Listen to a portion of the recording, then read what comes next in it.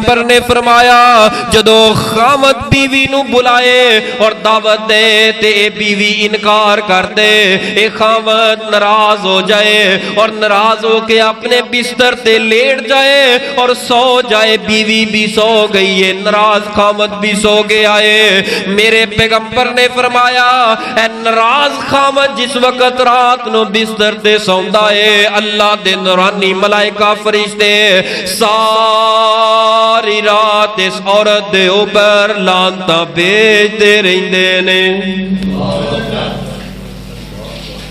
لعنتاں بھیجدے رہندے نے اس عورت تے جڑی ناراض کر کے اپنے خامد نو بڑے سکون نال ستی ہے۔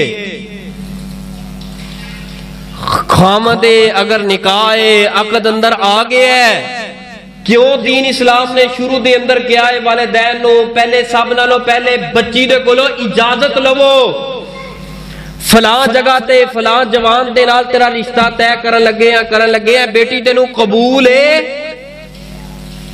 اے نکاح دے وقت جس وقت نکاح پڑھانا ہے او ادو نہیں اجازت لینی، ادو تے لینی ہے اجازت باپ دے کولو،